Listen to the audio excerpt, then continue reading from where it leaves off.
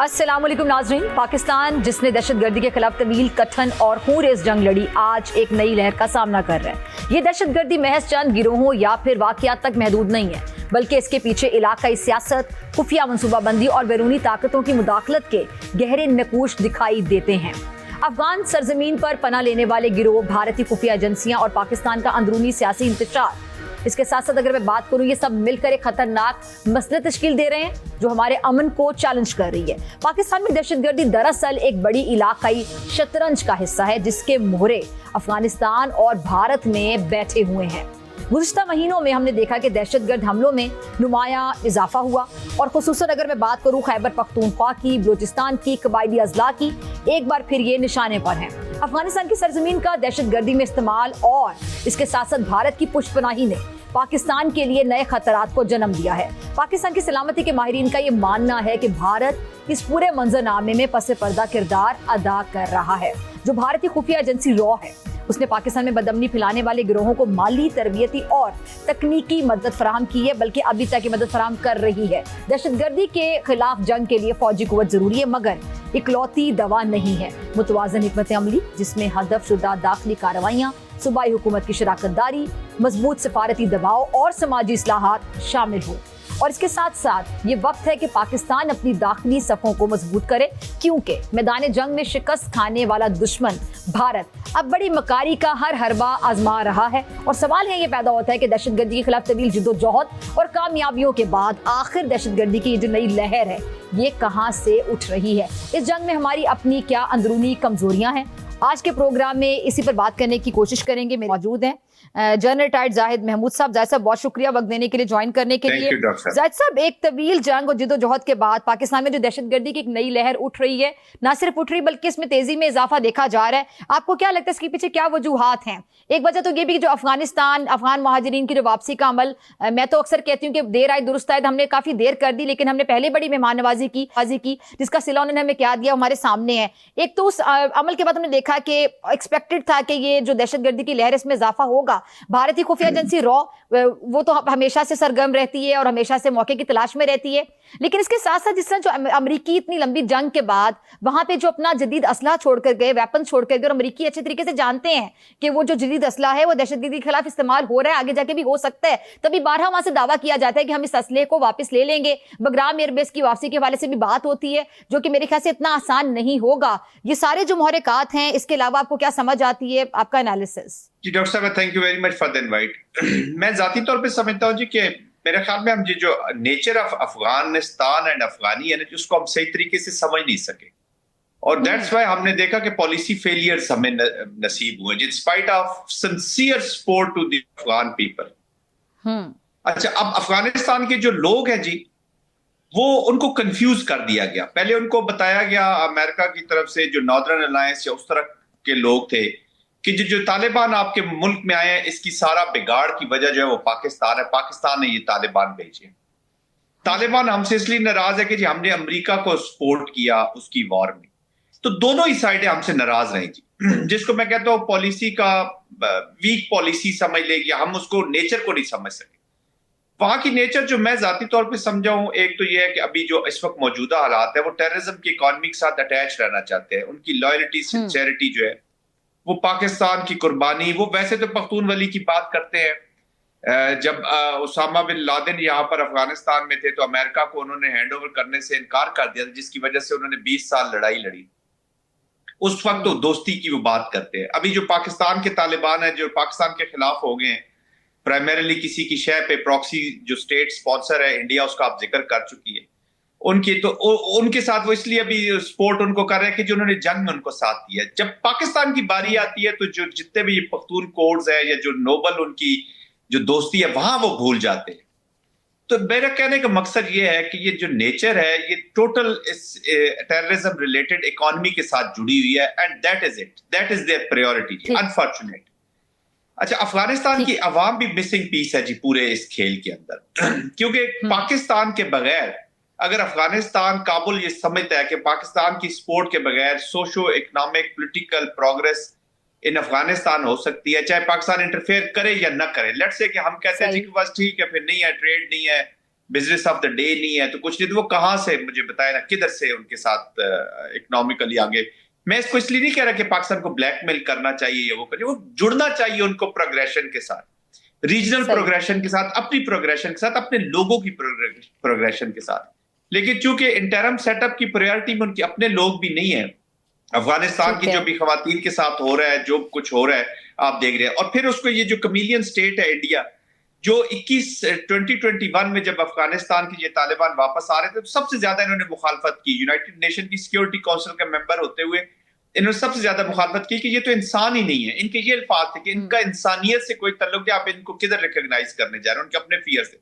लेकिन 3-4 months down the line they decided कि यार डिफेक्टो गवर्नमेंट तो ये, तो क्यों ना इनको यूज किया जाए। सो दे came with the policy, they came with the intrigue, they came with the lot of money. और जब वो पैसा उस इकॉनमी में आया है जहां पर पहले डॉलर्स आया करते थे, पहले रशिया के खिलाफ डॉलर्स आते थे अमेरिकन, फिर अमेरिकन वॉर में जो सिविल कॉन्ट्रैक्टर्स यहाँ पे फिर रहे थे वो बहुत सा पैसा लेकर आए, और उसके बाद 7 अरब का वेपन वहां पे पड़ा हुआ, ये पैसा भी आ गया। तो अब ये उस पैसे के लिए एक फ्रेंचाइज के तौर पर ये जुड़ गए हैं। But this is very bad on our, unfortunate on our part. तो जैन साहब, ये कल डीजी आईएसपीआर की प्रेस कॉन्फ्रेंस बड़ी अहम थी, आपने भी वो सुनी होगी किन्हीं तौर पे। उन्होंने कुछ दहशतगर्दी के जो बढ़ते हुए वाकयात हैं, उसकी जो चीदा वजूहात हैं वो भी बयान की, जिसमें नेशनल एक्शन प्लान के हवाले से भी उन्होंने बात की। इसके साथ साथ ये जो पाकिस्तान और अफगानिस्तान के दरमियान सिफारती जो ताल्लुकात हैं उसकी बेहतरी के हवाले से बहुत से सवाल जन्म लेते हैं। आपको क्या लगता है कि ये बेहतरी के लिए कुछ इकदाम क्या किए जा सकते हैं? इसके साथ जो कल डीजी आईएसपीआर साहब ने वाज़ेह अल्फाज में कहा कि जो दहशतगर्दी कर रहे हैं, दहशतगर्दों से कोई बातचीत नहीं हो सकती, यानी बातचीत के तमाम दरवाजे बंद। नहीं, मैं देखिए बातचीत असल में हम इस बातचीत को ना पूरा सारा के सारा फैक्टर को लगा देते हैं जी, अफगानिस्तान कॉन्टेक्स्ट में भी, इंडियन कॉन्टेक्स्ट में भी, और जो तालिबान, पाक टीटीपी, फितना अल खवारिज के लोग हैं उनके साथ भी। जो तो पाकिस्तानी टीटीपी की शक्ल में और फितना अल खवारिज की शक्ल में पाकिस्तान के साथ लड़ रहे हैं, आइन से बाहर है, वो बाहर बैठे हुए उन फोर्सेस, इनमिकल फोर्सेस का हिस्सा बन चुके हैं, उनके साथ तो डायलॉग करना ज्यादती होगी जी, अपने शोहदा के साथ, उनके खून के साथ। हमारे जो सिविल शोहदा है, जो पुलिस के शोहदा है, डायलॉग आप करेंगे, वॉर का एंड डायलॉग में होता है, लेकिन उसके लिए एक सिचुएशन क्रिएट करनी होगी और उनको ताबे आना होगा पाकिस्तान के आइन और कानून के मुताबिक।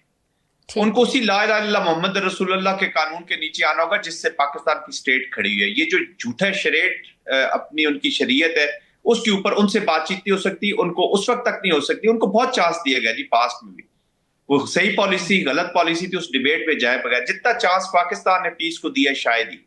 दूसरी आ जाती है Afghanistan government. Afghanistan government has a policy failure. वो ठीक है, सपोर्ट कर रहे हैं इंडिया के साथ, उनका गठजोड़ बढ़ रहा है, इन तालिबान को भी सपोर्ट कर रहे हैं, मजबूरी से कर रहे हैं, लालच से कर रहे हैं, जिस वजह से कर रहे हैं। वहां पे आपने स्टिक एंड कैरेट की पॉलिसी इकट्ठी चलानी होगी जी। जिधर आप देखते हैं कि वो जहां से अभी देखे ना तश्कीलें आ रही हैं, 50-50, 60-60 लोगों की तश्कीलें आ रही हैं, उसी बॉर्डर से आ रही है। असल में उनकी ज्यादा तकलीफ इस वॉर से ज्यादा या शरीयत से ज्यादा वो जो इलीगल इकोनॉमी है ना जी, जिसको ट्रेड को रोका गया है, अफगानिस्तान के लोगों की ज्यादा तकलीफ उससे भी बढ़ रही है।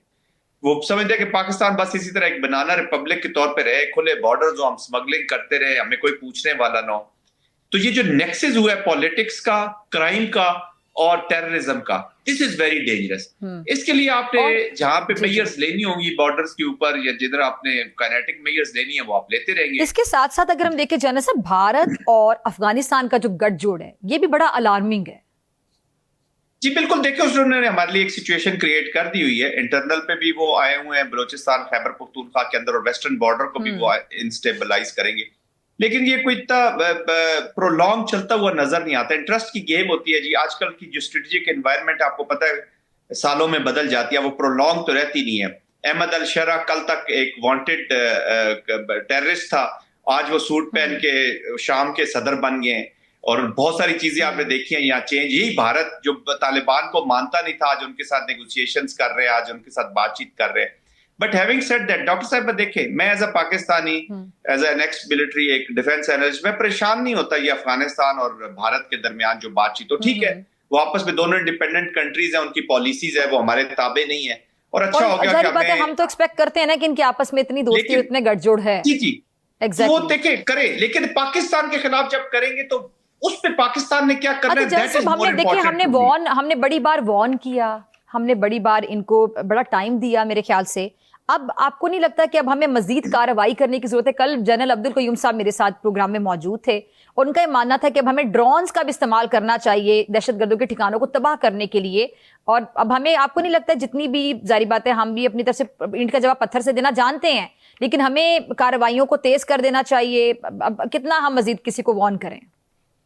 جی بالکل, دیکھیں نا, میں یہی کہہ رہا ہوں کہ پاکستان نے جتنا پیشنس شو کیا ہے شاید ہی دنیا میں کسی نے اتنا پیشنس شو کیا, ایگزیکٹلی اسٹریٹجک پیشنس شو کیا. ایون کہ جو ایسکلیشن انڈیا پاکستان کے درمیان ہوئی, جب ان کی ایئر فورس فار 2 days بالکل ہوا میں نہیں تھی اور ایئر ڈیفینس ان کا بری طرح, پاکستان نے اس لیے نہیں کہ ہم ان سے خوف کے بارے, یا پاکستان اس لیے کہ یہ this was a conflict between 2 nuclear countries, اور یہ پوری 2 ارب لوگوں کی زندگیوں کا سوال ہے. تباہی تو ہماری بھی ہونی ہے, ہم نے بھی تباہ ہونا تھا, لیکن انڈیا نے بھی ساتھ ساتھ اس سے برا تباہ ہونا تھا. And they have much more to lose. یہ میں بتا دوں آپ کو, پاکستان بیٹل ہارڈڈ ہے. پاکستان کی قوم جو ہے نا وہ پین لینا جانتی ہے, کیونکہ پچھلے 20-22 سالوں سے ہم لوگ بہت پین ہم نے برداشت کی ہے, آگے بھی کر جائیں گے. لیکن انڈیا کی عوام کو, انڈیا کے لوگوں کو, اور وہ لوگ جو کمفرٹیبل بیٹھے ہوئے ہیں, جو سمجھتے ہیں کہ بس یہ جنگ بھی ہوئی تو کشمیری مرے گا دونوں طرف, کشمیر میں اس کو رکھیں گے, یا سکھ مریں گے پنجاب میں جنگ کو ہم سکھ, یہ جو ہندوؤں کا ہندوستان ہے وہ سے سمجھ رہا ہے کہ جی ہم نے تو بس یہ سکھ مرنے ہیں, کشمیری مرنے ہیں, راجستھان کا ڈیزرٹ کی ریت نے مرنا ہے, اور تو کچھ ہے نہیں, تو ہمیں تو کمفرٹ زون میں ہے. بٹ ایسا ہوگا. کل D G I S P R نے جو وجوہات بیان کی کہ جس کی وجہ سے بڑھتے ہوئے دہشت گردی کے واقعات میں اضافہ ہو رہا ہے, یہ بڑھ رہے ہیں بہت زیادہ واقعات, تو انہوں نے وہ جو وجوہات تھیں, بنیادی وجوہات, ان میں ایک بڑی اہم وجہ یہ بھی بیان کی جو نیشنل ایکشن پلان پر عمل درآمد میں فقدان. تو آپ کو کیا لگتا ہے کہ کون اس کے لیے رسپانسبل ہے؟ All those who are responsible for the governance of Pakistan, جی ہماری پولیٹکس نے ہمیشہ ہمیں, with all my apologies and lot of respect, لیکن چونکہ اب پاکستان کے حالات ایسے نہیں رہے ڈاکٹر صاحبہ کہ ہم بس خاموش ہی رہیں یا ہر چیز پہ کمپرومائز کرتے چلے جائیں. Every passing second has a meaning, اور وہ ہم میننگ فلی لوز کر رہے ہیں. تو دیکھیں کلیئر ہولڈ اینڈ بلڈ کی بنیاد پر آپریشن کیے گئے. کلیئر اور ہولڈ تو افواج اور سیکورٹی فورسز کرتی ہے, بلڈ کی طرف کوئی گیا ہی نہیں. آپ نے جو کائنیٹک پارٹ تھا نیشنل ایکشن پلان کا, وہ تو فوج اور سیکورٹی کے ادارے کر رہے ہیں, لیکن جو باقی سوشو اکنامک پولیٹیکل پرانگز ہیں اس کے اوپر کوئی ایک آگے موومنٹ نہیں ہوئی. آج بھی ہم ذاتی ایجنڈاز لے کر, اپنی پالیٹکس لے کر بیٹھ گئے ہوئے ہیں, اور کوئی ہم پاکستان کے جو نیشنل نیریٹو ہے یا جو آبجیکٹو ہے اس پہ اکٹھے ہونے کو تیار نہیں ہے, اور اپنی پولیٹیکل پولرائزیشن جو بڑی ہوئی ہے اس کو ایڈریس پہلے کر رہے ہیں, اور بعد میں ہم پاکستان یعنی جو قومی معاملات ہیں, خاص طور پہ سلامت کی اگر بات کی جائے, نیشنل ایکشن پلان کی بات کی جائے, تو وہاں پر ہمیں اپنی سیاست کو دور رکھنا ہوگا, تمام سیاسی جماعتوں کو پیش کرانا ہوگا. ڈاکٹر صاحب اس کے بغیر گزارا نہیں ہے. مجھے بتائیں نا, اور کوئی آپشن ہے تو پھر مجھے بتا دیں. تو اور دوسری بات یہ ہے کہ کوئکلی میں کہنا چاہوں گا کہ یہ جو وار بھی ہے, it is a political activity. Politicians have to own it and politicians have to fight it. یہ ایسا نہیں ہو سکتا کہ آپ ملٹری تو 30-40% جو آپ کی نیشنل پالیسی ہوگی, اسٹریٹجی ہوگی, جو آپ کے پولیٹیکل آبجیکٹیوز ہوں گے, اس کی پرسو کے لیے ملٹری پالیسی دے گی. نیشنل پالیسی نیشنل لیڈرز کا کام ہے. یہ نہیں ہے کہ آپ اپنی پاور تو انجوائے کریں, لیکن اس کا جو اٹیچ رسپانسبلٹی ہے اس کو لینے کے لیے آپ تیار اور بلیم گیم کرتے رہے. آئی تھنک بہت پانی پلوں سے گزر چکا ہے. ابھی ریئلسٹک ہمیں ہونا پڑے گا, اسٹریٹجک ٹروتھ بولنا پڑے گا, اور whole of a nation approach کے بغیر آپ اس لڑائی کو نہیں جیت سکتے. ٹھیک ہے جی, بہت شکریہ جین صاحب آپ کے لیے. ناظرین آپ سے ملاقات ہوگی بریک کے بعد میرے ساتھ موجود ہوں گے حافظ حمداللہ صاحب. ناظرین بات کروں گی خیبر پختونخوا کی, جہاں ممکنہ سیاسی تبدیلی نہ صرف صوبے بلکہ قومی سطح پر بھی ایک بڑی ہلچل کا باعث بن رہی ہے. بانی پی ٹی آئی کی جانب سے سہیل آفریدی کو خیبر پختونخوا کے نئے وزیر اعلیٰ کے طور پر نامزد کیے جانے پر جو سیاسی بھونچال پیدا ہوا, وہ صرف پارٹی کے اندرونی معاملات تک محدود نہیں رہا, بلکہ اس کے اثرات ریاستی اداروں اور قومی سلامتی کے بیانیے تک بھی پھیل چکے ہیں. علی من گنڈا پور صاحب کا استعفیٰ گورنر کو موصول ہو گیا, تاہم نئے وزیر اعلیٰ کی تقرری کے حوالے سے ابھی بھی شکوک و شبہات موجود ہیں.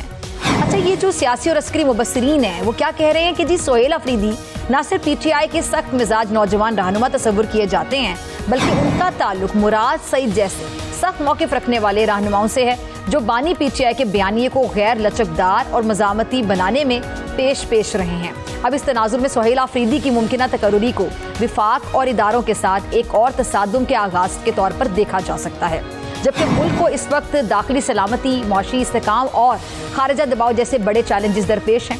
یہ سیاسی کشمکش مزید غیر یقینی کو جنم دے سکتی ہے. DGISPR لیفٹیننٹ جنرل احمد شریف چودھری کی حالیہ پریس کانفرنس، جس میں انہوں نے کسی جماعت یا فرد کا براہ راست نام نہیں لیا، تاہم ان کا اشارہ واضح تھا۔ خیبر پختونخوا میں سیاسی اور مجرمانہ گٹھ جوڑ کے تحت دہشت گردی میں اضافہ ہوا ہے۔ ان بیانات سے اسٹیبلشمنٹ کے خدشات اور غصے کی عکاسی ہوتی ہے کہ صوبے میں جو موجودہ حکومت ہے ریاستی انسداد دہشت گردی حکمت عملی کو جان بوجھ کر سبوتاز کر رہی ہے۔ DGISPR کا یہ حوالہ دینا کہ اگر ہر مسئلہ مذاکرات سے حل ہو سکتا ہے تو بدر عہد کی جو جنگیں ہیں وہ کیوں لڑی گئی تھیں۔ اچھا، ایک ایسی مثال یہ ہے جو واضح طور پر بتاتی ہے کہ ریاست اس مسئلے کو محض سیاسی چالاکی کے طور پر نہیں بلکہ قومی سلامتی کے خطرے کے طور پر دیکھ رہی ہے۔ اگر سہیل آفریدی کی نامزدگی کو عملی جامہ پہنایا گیا تو نہ صرف خیبر پختونخوا میں PTI کی حکومت مزید دباؤ میں آ سکتی ہے، بلکہ خود پارٹی کے اندر بھی ہم کہہ سکتے ہیں کہ اندرونی اختلافات مزید شدت اختیار کر سکتے ہیں، اور ساتھ ہی ساتھ یہ اقدام وفاقی حکومت اور اسٹیبلشمنٹ کو ایسے فیصلے لینے پر مجبور بھی کر سکتا ہے جو سیاسی بحران کی نئی لہر کو جنم بھی دے سکتے ہیں۔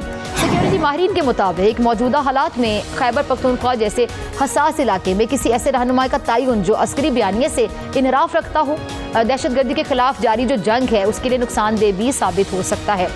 اچھا، دوسری جانب یہ جو نئے وزیر اعلیٰ ان کی نامزدگی کو لے کر وفاقی حکومت کی جانب سے سخت ری ایکشن دیکھنے کو مل رہا ہے۔ وفاقی وزیر اطلاعات عطا طاہر صاحب نے اپنے ایک بیان میں الزام عائد کیا کہ PTI حکومت کا سربراہ جیل میں بیٹھ کر دہشت گردوں کو آج بھی سپورٹ کرتا ہے، اور تاثر ہے کہ TTP ہے وہ PTI کا جو عسکری ونگ بھی بن چکی ہے۔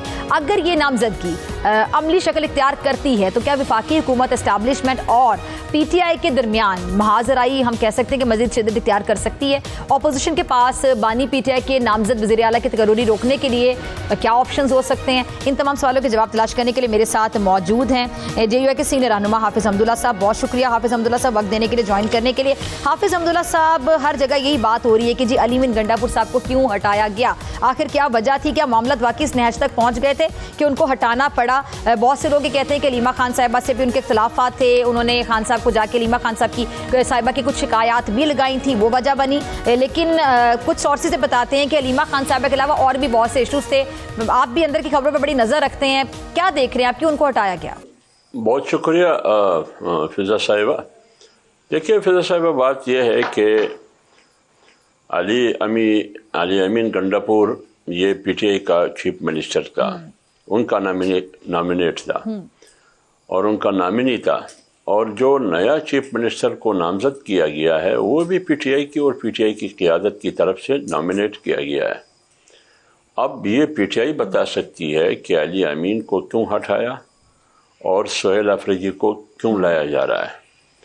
یہ بات تو میرے خیال میں خیبر پختونخوا اور خیبر پختونخوا میں تمام سیاسی جماعتیں بلکہ PTI کے اندر بہت سی ایسی آوازیں ہیں، اسمبلی کے اندر بھی اور عوام میں بھی، کہ وہ PTI کے خود ورکر اور ان کے اراکین اسمبلی علی امین سے مطمئن نہیں تھے، ان کی کارکردگی سے، ان کی گورننس سے وہ مطمئن نہیں تھے۔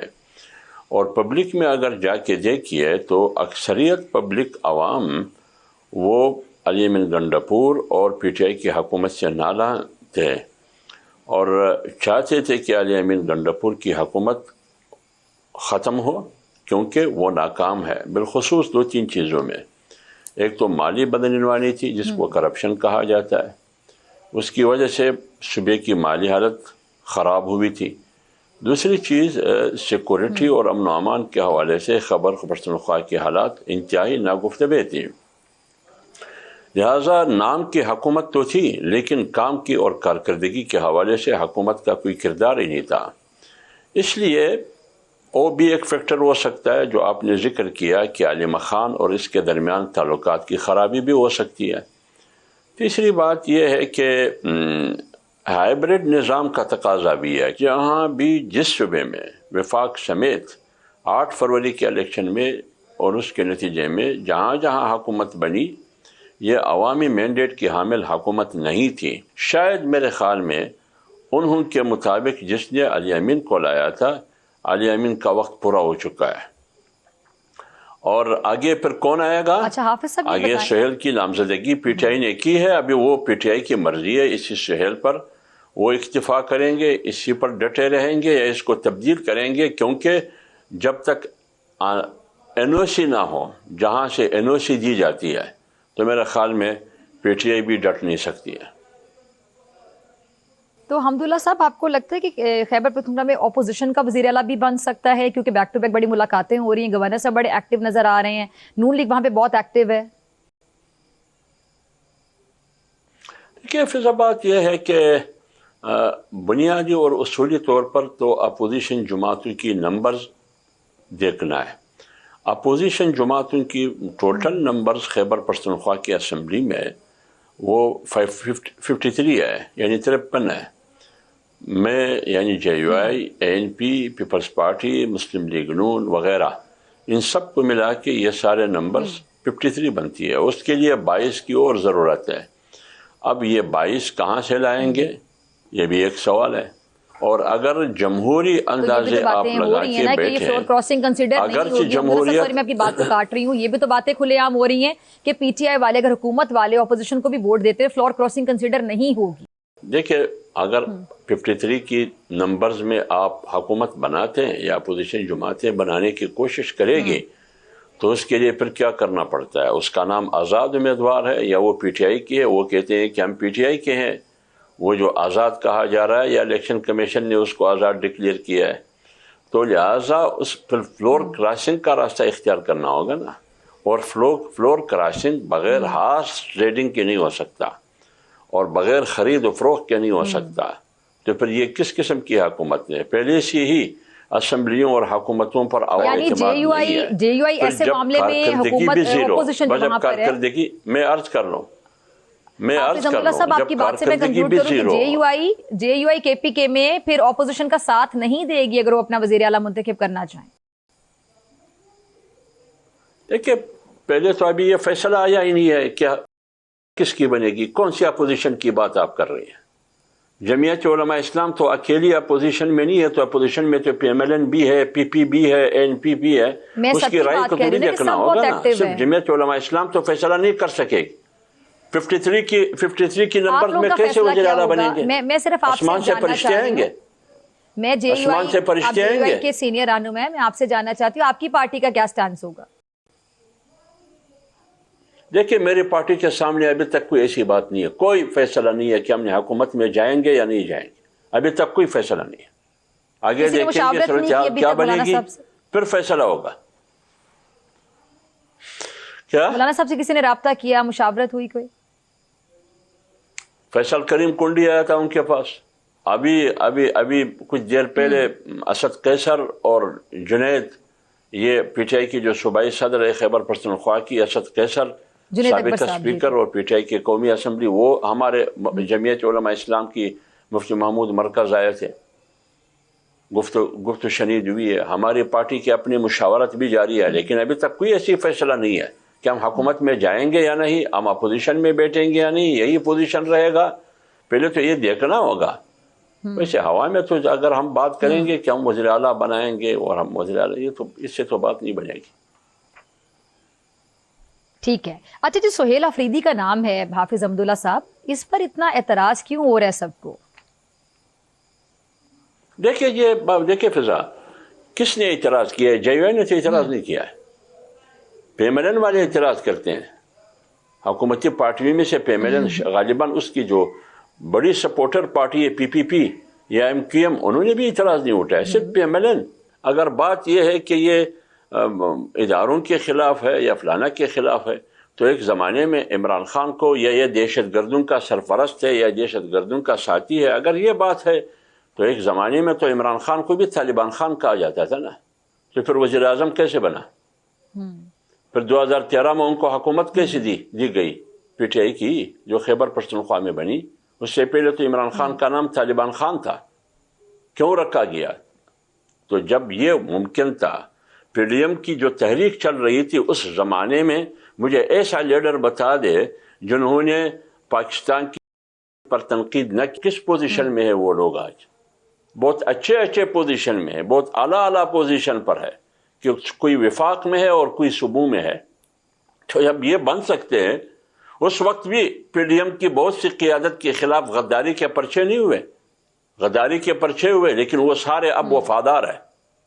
تو یہ پاکستان کی سیاست عجیب سیاست ہے. آخر میں جاننا چاہوں گی کہ اگر یہ سہیل افریدی صاحب آتے ہیں تو آپ کو لگتا ہے کہ پہلے سے ان کے نام پر اتنی بحث شروع ہو گئی ہے تو عسکری اور سیاسی جو تعلقات ہیں خاص طور پہ پی ٹی آئی کے حوالے سے میں بات کروں تو وہ تو مزید خراب ہوتے نظر آئیں گے؟ نہیں، ابھی پی ٹی آئی اور اسٹیبلشمنٹ کے درمیان تعلقات اچھے ہیں، اور جب وہ وزیر اعلیٰ بنیں گے سہیل افریدی تو پھر بعد میں نظر آئے گا کہ اس کی وہ تعلقات بنا سکتے ہیں، وہ صوبے کو چلا سکتے ہیں نہیں چلا سکتے، اس کی گورننس کی طریقہ کار اور حکمت عملی کیا ہوگی، وہ ڈیلیور کر سکیں گے نہیں کر سکیں گے، یہ تو آنے والے وقت پر ڈیپینڈ ہے نا.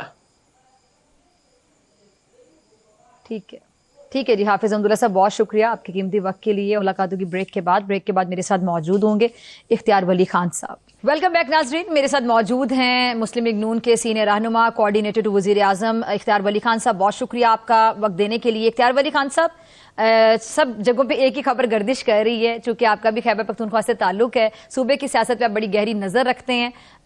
علی امین گنڈا پور صاحب کو ہٹانے کی وجہ کیا سمجھ آ رہی ہے آپ کو؟ بسم اللہ الرحمن الرحیم. بہت شکریہ. علی امین کو 3 خواتین کی خواہشات اور شکایات لے ڈوبی ہیں، اور کوئی چیز مجھے زیادہ سیریس نہیں نظر آتی. پہلی لڑائی اس کی ہو گئی تھی بشرا بی بی کے ساتھ، جب وہ جیل سے رہا ہو کر گئی تھی تو وہاں پہ اپنا حصہ لینے وہ گئی تھی کہ ایک وزیر سے 35-40 کروڑ روپے لیے ہیں، سیکٹریوں سے پیسے اکٹھے کیے ہیں 10 سے 15 کروڑ روپے، ہمارا حصہ نکالو. تو جہاں جتنے پیسے ان کو ملے باقی پیسے وہ اس پہ خوش نہیں تھی. وہاں سے اختلاف پیدا ہوا تھا. 26 نومبر کو ان کی پھر باقاعدہ لڑائی ہوئی تھی جب وہ یہ احتجاج کرنے کے لیے آ رہے تھے. اور دوسری لڑائی پھر ان کی جو ہے تو وہ علیمہ خان کے ساتھ 2-3-4 ہفتے پہلے ہوئی تھی، اور بیچ میں چھوٹی موٹی شکایتیں اور جو تھی وہ مشال یوسفزئی بھی لگاتی رہی ہیں. تو یہ 3 خواتین جو تھی یہ اس کا کعوہ دم کر کے چلی گئی ہیں. چلے بشرا بی بی نیما صاحبہ کی تو سمجھ آتی کہ مشال یوسفزئی صاحب کا قد کاٹ اتنا بڑا ہے کہ وہ ایک وزیر اعلیٰ جو تھے کے پی کے ان کی کرسی ان کی نوکری کھا گئی. مشال یوسفزئی جو ہے تو شی از بشرا 2. شی از بشرا 2. وہاں پر بشرا بی بی کی وہ افسر بکار خاص کہے آپ، وہ ان کی جو سٹیکس ہیں اس کو لک آفٹر کرتی ہیں، جو معاملات ہیں صوبے کے، کہاں سے کتنا پیسہ آ رہا ہے، کتنا مال بن رہا ہے، وہ ساری چیزیں وہ دیکھتی رہتی ہیں. اسی کام کی اچھا اختیار بھائی یہ بتائیں کہ ابھی جو مسلم لیگ نون وہاں پہ کے پی کے میں جو مسلم لیگ نون بڑی ایکٹیو ہے، پیپلز پارٹی گورنر کے پی کے جو ہیں وہ بھی ہمیں بڑے ایکٹیو نظر آ رہے ہیں کنڈی صاحب، اور ابھی جے یو آئی سے حافظ حمداللہ صاحب بھی میرے ساتھ موجود تھے، لیکن وہ یہ کہہ رہے تھے ہم سے کسی نے ابھی اس پہ کھل کر بات نہیں کی ہے. بہرحال اسد کیسر صاحب نے، جنید اکبر صاحب نے اور کنڈی صاحب نے ملاقات کی ہے مولانا فضل الرحمان صاحب سے، اس کو انہوں نے مینشن کی ہے. یہ جو اپوزیشن کی طرف سے بھی کوئی وزیر اعلیٰ آ سکتا ہے، کیا چل رہا ہے یہ نمبر گیم کیسے پوری ہوگی؟ کیونکہ آپ لوگوں کے جو اپوزیشن کے تمام جو لوگ ہیں 53 غالباً تعداد بنتی ہے، تو باقی نمبر کیسے پورا کیا جائے گا؟ دیکھیں یہ دس از ویری سمپل، اس میں کوئی راکٹ سائنس ہے نہیں، یہ بڑی آسان 2+2=4 والی بات ہے. ہم وہاں پر 53 لوگ ہیں، ہم اکیلے کوئی پارٹی، نہ جے یو آئی اپنا امیدوار لانچ کر سکتی ہے، نہ مسلم لیگ نون کر سکتی ہے. ہم امیدوار اگر لانچ کریں گے سب سے پہلے ہمیں اپنے آپس میں اتحاد پیدا کرنا ہوگا، اور اس کے لیے مشاورت جو ہے وہ ہماری جاری ہے. ڈیفینیٹلی جب اس طرح کا کوئی الیکشن آتا ہے، الیکشن کوئی بھی آتا ہے، پولیٹیکل پارٹی اس میں حصہ لیتی ہے، تو ایک مشترکہ امیدوار لانے کے لیے ایک مشترکہ لائحہ عمل جو ہے وہ ضروری ہے. تو لائحہ عمل جو ہے وہ ابھی انڈر کنسیڈریشن ہے اور انڈر وے ہے. آج جے یو آئی کی کچھ میٹنگ ہے وہ بھی ہو رہی ہے، اور مسلم لیگ نون کی بھی ایک میٹنگ جو ہے وہ ہو رہی ہے، اور اس میں یہ ڈیسائیڈ ہوگا کہ ہم نے آگے کیا کرنا ہے. تو وہ ساری چیزیں لے کے اپنی اپنی جماعتوں کے ساتھ صلاح مشورہ کرنے کے بعد شاید کل تک پھر اس پہ کوئی پالیسی سٹیٹمنٹ دی جا سکے گی کہ ہم امیدوار لا رہے ہیں، مشترکہ لا رہے ہیں، اور کون امیدوار ہوگا. تو یہ باتیں انشاءاللہ کل تک واضح ہو جائیں گی. اچھا تو اختیار بھائی یہ بتائیں چلے امیدوار کون ہوگا، ذہن میں کافی نام آ رہے ہیں. خیر جو فلور کراسنگ ہے کیا وہ کنسیڈر نہیں ہوگی اگر پی ٹی آئی والے ووٹ دیں گے اپوزیشن کے امیدوار کو؟ ٹھیک ہے آزاد حیثیت سے یہ بھی ایک بڑی کہانی چل رہی ہے، لیکن ایون دین کیا یہ فلور کراسنگ کنسیڈر نہیں ہوگا، یہ ہارس ٹریڈنگ کنسیڈر نہیں ہوگی؟ دیکھیں وہاں پر جتنے تقریباً کوئی میرے خیال میں 35-40 جو ممبرز ہیں ان پر فلور کراسنگ ایکٹ لاگو نہیں ہوتا، because they are sitting there as independent members, وہ کسی پارٹی کے ممبرز نہیں ہیں۔ اور تحریک تو پھر تو انصاف گیم آپ کو لوگوں کے میرے لیے بڑی خیال آسان میں ہے۔ تحریک انصاف کو اللہ کرے آسان نہیں رہے، پاکستان کے بچانے کی بات ہے، صوبے کے بچانے کی بات ہے، جہاں پر پورے صوبے کو 4 کروڑ عوام کو جو دہشت گردی میں جھلس رہے ہیں، جو بیڈ گورننس میں لت پت صوبہ ہے، وہاں پہ ایک وزیر اعلیٰ کو چینج کرنے کا کرائیٹیریا، کہیں پہ بیگم کو خوش کرنا، کہیں پہ بیگم کی منشی کو خوش کرنا، کہیں پہ بہن کو خوش کرنا، یہ باجیوں اور بیگمات کی فرمائشوں پہ چلنے والا صوبہ بنا دیا گیا۔ تو ایسے صوبے میں کہتا ہوں کہ تحریک انصاف سے جان چھڑانے کے لیے اس چیز کو دیکھا ہی نہیں جائے۔ یہ تو وہی لوگ ہیں نا، اب آپ نے نہیں دیکھا لیکن اختیار بھائی، جو کیا یہ چیئرمین علیمہ خان سینٹ صاحبہ کا کی شکایتیں تو الیکشن چلے تھا، انہوں نے لگائیں، لیکن آپ کو نہیں لگتا کہ لیک آف ٹرسٹ بھی تھا علی امین گنڈا پور صاحب پہ؟ خان صاحب اس طرح ٹرسٹ نہیں کر پا رہے تھے، اور ود ان پارٹی بھی بڑے تحفظات کا اظہار کیا جاتا تھا علی امین گنڈا پور صاحب کے حوالے سے۔ انفیکٹ جو میں آپ کو بتاؤں کہ عمران خان چاہتے یہ تھے کہ علی امین ایسا چڑھاوا کریں اسلام آباد پر کہ جس میں ہو جائے خون خرابہ، جس میں لاشیں ہی لاشیں ہوں، تب ہی جا کے ملک میں کیوس پھیلے گا، انارکی پھیلے گی، تو اور کیا سہیل آفریدی یہ سسٹم سب جو کچھ ہے کریں گے آگے وہ مستقبل قریب ٹاپل میں؟ جائے آپ یہ جو پریڈکٹ کر رہے ہیں کہ اگر سہیل میں آفریدی وزیر اعلیٰ بن جاتے تو یہ سب کچھ کریں گے؟ میں بتاتا ہوں عمران صاحب چاہتے تھے کہ خون خرابہ ہو، بلڈ شیڈ ہو، اور پھر اس کے بعد پورا سسٹم ٹاپل ہو جائے۔ وہ جو کہتے تھے نا کہ میرے بعد پاکستان نہیں رہے گا، اور ان کی پارٹی کے لوگ بھی کہتے تھے، ایک خاتون کی تو بڑا مشہور ہے وہ جملہ کہ عمران نہیں تو پاکستان نہیں، آپ کو پتہ ہی ہے۔ تو یہ سارے ان کا تو ایجنڈا یہی ہے۔ علی امین جو تھا، he was up to some extent وہ عمران کی بات کو مانتا تھا، لیکن اب اس کو ایسا کوئی بندہ چاہیے جو فوج سے بھی ٹکر لے، پولیس سے بھی ٹکر لے، وہ ریاست سے بھی ٹکر لے، اور وہ پی پی ایم سے الحاق کی بات کرے، افغانستان سے جڑنے کی بات کرے، ٹیررسٹ کو اپنا بھائی بنا لے، ابا بنا لے، جو بھی بنا لے، لیکن عمران خان جو ہے وہ چاہتے ہی کچھ ایسی صورتحال ہیں۔ ان کو کوئی پیسفل ماحول، کوئی ایسا ڈیموکریٹک پروسیس آرام سے چلتا ہوا، یہ ان کو سوٹ نہیں کرتا، نہ ان کو یہ ہضم ہوتا ہے۔ وہ چاہتے ہیں کہ میں نہیں ہوں تو کچھ بھی نہ رہے۔ تو وہ سارے کام جو علی امین نہیں کر سکا، وہ اب سہیل افریدی سے لیے جائیں گے۔ حالانکہ سہیل افریدی اچھا، جو ہے تو آپ کو کیا لگتا ہے اس کہ کی اگر شاید اس سہیل سے افریدی پہلے صاحب کے نام پہ اتنے تحفظات ہیں اور معاملات آگے خراب ہوتے دکھائی دیتے ہیں، تو پھر آپ لوگ پوری کوشش کریں گے کہ اپوزیشن میں سے کوئی وزیر اعلیٰ بن جائے؟ ہماری کوشش یہ ہوگی کہ ہم صوبے کو بچا لیں۔ ہماری کوشش یہ ہوگی کہ جو لوگ پاک افغان بارڈر کو ڈیفرنٹ لائن کہتے ہیں، ان کا راستہ روکا جائے۔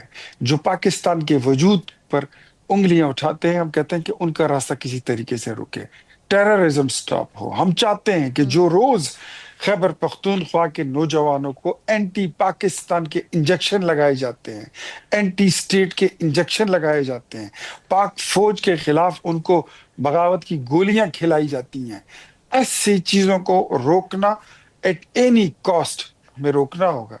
یہ پاکستان کی سلامتی کی بات ہے، بھاڑ میں جائے ان کی حکومت، بھاڑ میں جائے ان کا مینڈیٹ، بھاڑ میں جائے ان کی اگر ساری یہ یہ سہیل افریدی باتیں کی اور جگہ یہ کوئی چیزیں، اور ہمیں اس نام سے کوئی اب لینا لے دینا آئیں نہیں۔ سامنے، اختیار بھائی، اگر سہیل افریدی کی جگہ پی ٹی آئی کی جانب سے جی کوئی اور بالکل، نام آ جاتا ہے ان حالات کے تناظر میں، تو پھر حکومت کا کیا موقف ہوگا؟ میرے خیال میں ان کے پاس اچھے پارلیمنٹیرینز ہیں، ایک دو بندے ہی ہیں، باقی تو سارا لاٹ ہی یا گنڈا پور ہے، یا بزدار ہے، جیسا یا کہ کون کون؟ آفریدی ہے ان کے پاس۔ میرے خیال میں، میرے ذہن میں پہلا نام آتا ہے وہ مشتاق غنی صاحب کا آتا ہے، جو اس سے پہلے اسپیکر تھے۔ از کوائٹ ریزنیبل پرسن، بڑے پارلیمنٹیرین بھی ہیں، بردبار بھی ہیں، ڈیموکریٹ بھی ہیں، بات سن بھی سکتے ہیں، تنقید بھی برداشت کرتے ہیں۔ بینگ اے اسپیکر، حالانکہ مجھے اسمبلی پہ میرے آنے پر انہوں نے کئی دن کی پابندیاں بھی لگائی، لیکن میں اس کے باوجود میں یہ سمجھتا ہوں کہ ہی از کوائٹ ریزنیبل پرسن۔ किसी और को लें, आतिफ को अच्छा, लें। ये मुझे बताएं, सुहेल अफरीदी साहब के हवाले से जो बात की जा रही है, चूंकि ज़ाहिर बात है बहुत ज्यादा प्रोमिनेंट तो ये नहीं है पीटीआई में, इसलिए भी बड़ा एतराज किया जा रहा है, लेकिन एक जो बात की जा रही है कि ये मुराद सईद साहब के तर्ज की सियासत करते हैं, यानी मुराद सईद साहब काफी ज्यादा गर्मजोशी से बात करते हैं, उनका बड़ा सख्त किस्म का एक मौक़िफ़ वो बयानिया होता है, तो अगर ये उस तर्ज की सियासत करते हैं तो जी जी देखिए, मुराद सईद की सियासत क्या, मुझसे ज्यादा गर्म बयान कौन कर सकता है? गर्म बयानी तो हम भी करते हैं, हार्ड लाइनर में भी अपनी जमात का हूं, लेकिन जो इमरान खान को ऐसा बंदा चाहिए जो एंटी स्टेट हो, जो एंटी स्टेब्लिशमेंट हो, जो एंटी पाकिस्तान हो, जो बंदा आंखें बंद करके इमरान बोले कि चढ़ाई तो चढ़ाई, मार दो बंदे तो बंदे मार दे, खून कर दे, कत्लेआम कर दे, और उसके नतीजे में केओस फैल जाए, मुल्क में खाना जंगी हो जाए, मुल्क में मोर्चा जनी हो जाए। इमरान कुछ ऐसी चीजों की तलाश में है और वो शायद उनको नजर आ रहा है, वरना मैं आपको आई बेट कि इमरान कभी सुहेल अफरीदी को शायद मिला भी हो, जानता भी नहीं होगा, लेकिन उसको ये जेल में बता दिया गया है कि यार ये बंदा जो है, इसने असेंबली में फौज के खिलाफ बड़ी तगड़ी तकरीर की थी, एक बार नहीं कई बार की थी, गाली देने में भी तगड़ा है और प्रो टेररिस्ट भी है। तो ऐसी चीजें इमरान खान को भाती हैं और उनको जरूरत भी है। ठीक है जी, बहुत शुक्रिया इख्तियार भाई आपके कीमती वक्त के लिए, और Thank इसी you. के साथ मुझे दीजिए इजाजत। आपसे मुलाकात कल सेम टाइम सेम चैनल। अगर जिंदगी ने वफा की दुआ में याद रखें, अपना बहुत ख्याल रखिएगा। अल्लाह ने के बाद।